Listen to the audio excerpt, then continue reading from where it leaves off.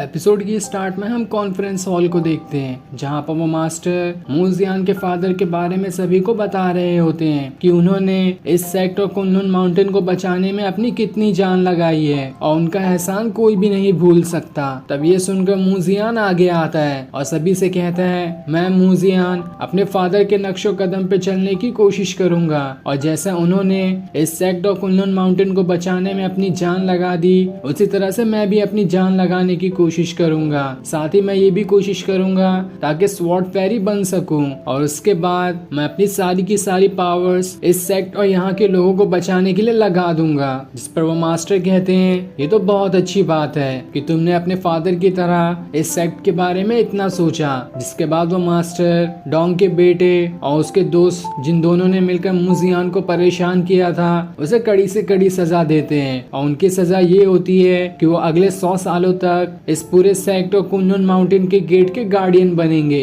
जैसा कि एक वॉचमैन होता है। लेकिन उन्होंने उन दोनों को जान से मारने की पनिशमेंट नहीं दी थी, इसलिए वो दोनों लोग वहाँ पर झुककर मास्टर का शुक्रिया करते हैं कि आपने हमें कोई भारी पनिशमेंट नहीं दी। साथ ही वो डोंग से भी कहते हैं, अगर तुमने दोबारा ऐसी हरकत करने की कोशिश की या फिर मूजियान को परेशान किया तो देख लेना तुम्हारी पोजीशन मास्टर पे से हटा दी जाएगी, इसलिए आगे से कुछ भी करने से पहले 10 बार सोच लेना। ये सुनकर डोंग एकदम हैरान हो जाता है कि आखिर मुझे इतनी बड़ी धमकी, लेकिन वो उस मास्टर के सामने कुछ कह भी नहीं सकता था, इसलिए वो चुपचाप इस चीज को सुन लेता है। साथ ही वो मास्टर सारे लोगों से कहते हैं, अगर आज के बाद किसी ने भी स्वॉर्ड फेरी या फिर मूजियान के फादर के बारे में कुछ कहने की कोशिश की तो अभी जो सजा दी है उससे 1000 गुना ज्यादा भारी सजा दूंगा, इसलिए कोई भी मूजियान के फादर के बारे में कुछ कहने से पहले 1000 बार सोच ले। जिस पर सारे लोग मान जाते हैं कि वो आगे से मूजियान के फादर को कुछ भी नहीं कहेंगे। जिसके बाद वो मास्टर मूजियान के पास आकर कहता है, तुम जितनी चाहो उतना कल्टीवेशन कर सकते हो और इसके लिए तुम्हें किसी भी चीज की जरूरत होगी तो वो मैं तुम्हें ला कर दूंगा। साथ ही मैं तुम्हें इमॉर्टल बनने की टेक्निक भी सिखाने की कोशिश करूंगा और उसके लिए जितनी भी रिसोर्स की रिक्वायरमेंट होगी वो सभी मैं पूरा करूंगा। इसके लिए तुम्हें टेंशन लेने की कभी जरूरत नहीं पड़ेगी और तुम जितनी चाहो उतनी कल्टीवेशन करके उतना ज्यादा पावरफुल बन सकते हो, बस तुम्हें अब मेहनत की जरूरत है। ये सुनकर डोंग का बेटा और उसका दोस्त एकदम गुस्सा हो जाते हैं कि आखिर हमें सजा मिली और मूजियान को तो इमॉर्टल बनने की टेक्निक भी मिलने वाली है। जिसके बाद मास्टर सभी को वहाँ से जाने कह देता है, इसलिए सारे लोग वहाँ से चले जाते हैं। लेकिन तब वो मास्टर मूजियान से एक और बात कहता है, मैंने तुम्हें छूट तो दी है कि तुम जितना चाहे उतना कल्टीवेशन कर सकते हो, लेकिन एक बात हमेशा याद रखना, पावरफुल उतना ही बनना जितना तुम्हें वो खुशी दे सके, वरना ज्यादा पावरफुल बनना भी सही नहीं होता, इससे पूरी दुनिया तुम्हारी दुश्मन बन जाएगी। जिस पर मूजियान हाँ में जवाब देता है। इधर हम एक मास्टर को देखते हैं जो अपने डिसाइपल के साथ फाइट कर रहा होता है, जहाँ वो उन्हें सिखाने के बजाय उन पर ही अपनी पावर्स का इस्तेमाल कर रहा होता है और उसके पास भी बिल्कुल डोंग की तरह ही विंग्स होती है।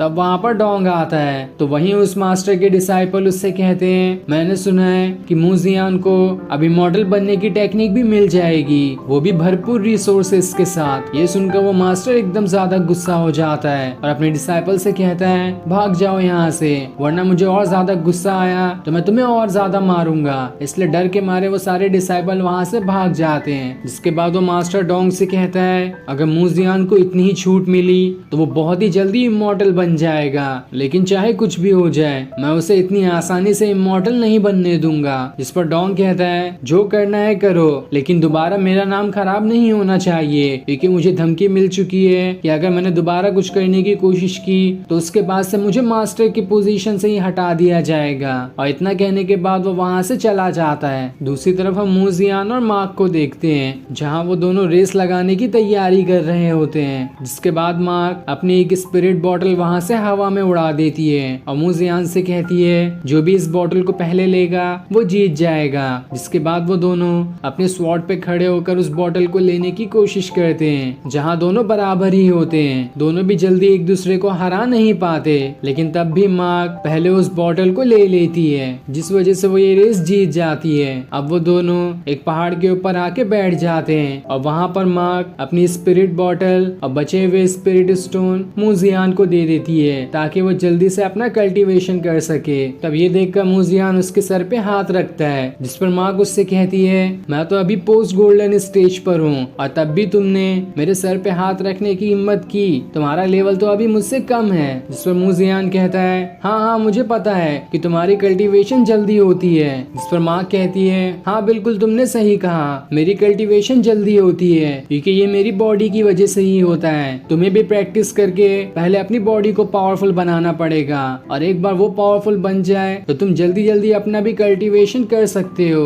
और ये चीज मेरे मास्टर ने मुझे बताई थी। जिस पर मुजियान कहता है तुमने बिल्कुल ठीक कहा, मुझे भी जल्दी कल्टीवेशन करना होगा ताकि मैं इमॉर्टल बनने के बाद स्वॉर्ड फेरी भी बन सकूं और इससे मेरे फादर का नाम और ज्यादा रोशन हो जाएगा। तब मार्क उसे एक टेक्निक दिखाती है जो उसने अभी सीखी थी और उस टेक्निक के हिसाब से वो वहाँ पर एक लोटस को ले आती है। जिसके बाद उस लोटस की पावर्स सीधा उसकी बॉडी के अंदर ही चली जाती है और उसकी पावर्स जाने की वजह से मार्क की आंखें चमकने लगती है। ये देखकर मुजियान हैरान हो जाता है कि आखिर ये टेक्निक मार्क ने कब सीख ली। जिसके बाद वो भी उसे अपनी एक टेक्निक दिखाता है और जैसे ही वो उसके सर पे हाथ रखता है मार्क वहाँ से मुजियान के स्पिरिचुअल वर्ल्ड के अंदर चली जाती है जहाँ पर से 7 लोटस उसे घेर लेते हैं। ये देखकर मुजियान एकदम हैरान और खुश हो जाती है कि ये जगह तो बहुत ही अच्छी थी। जिसके बाद वो पहाड़ पर ही चिल्लाते हुए कहती है मुजियान तो बहुत ग्रेट है और मैं चाहती हूँ कि हम दोनों हमेशा एक साथ ही रहें चाहे कैसी भी मुसीबत क्यों ना आ जाए। जिसके बाद वो दोनों वहाँ से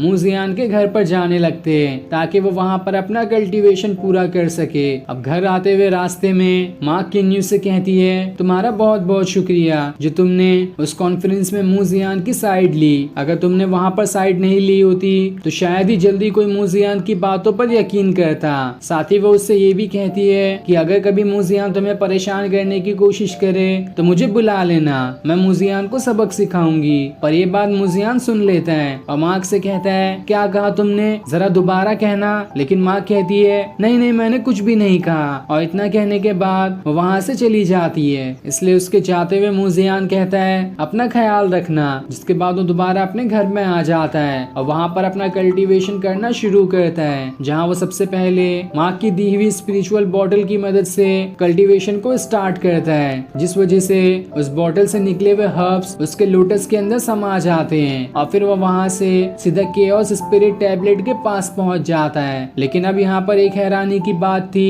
कि पहले जहाँ पर कम स्पिरिट बाहर निकली थी स्टोन से अब ज्यादा स्पिरिट बाहर निकल गई होती है। लेकिन अब भी कुछ स्टोन बाकी होते हैं जिनमें से उनकी स्पिरिट बाहर नहीं निकली थी। ये देखकर मुजियान हैरान रहता है कि पहले तो यहाँ पर कम स्पिरिट्स थी अभी ज्यादा कैसे हो गई। तब वहाँ पर उसकी गार्डियन लड़की आती है जो उससे कहती है ये तो तुम्हारी कल्टीवेशन की वजह से हो रहा है, तुम जितने पावरफुल बनते जाओगे उतने ही ये सारी स्पिरिट अपने स्टोन से बाहर निकलते रहेगी। लेकिन बची हुई स्पिरिट्स को बाहर निकालने के लिए अब भी काफी टाइम लगेगा, इसलिए तुम्हें और अच्छे से कल्टीवेशन करना है ताकि तुम बाकी स्पिरिट्स को भी बाहर निकाल कर उन सभी को कल्टीवेट कर सको। जिस पर मुजियान कहता है तो ठीक है मैं अच्छे से अपना कल्टीवेशन करूंगा ताकि मैं सारी स्पिरिट्स को बाहर निकाल कर उन्हें कल्टीवेट कर सकूं। जिसके बाद वो अपना कल्टीवेशन शुरू कर देता है और फिर ये सीन दिखाते ही ये एपिसोड यहीं पर एंड हो जाता है। Thanks for watching.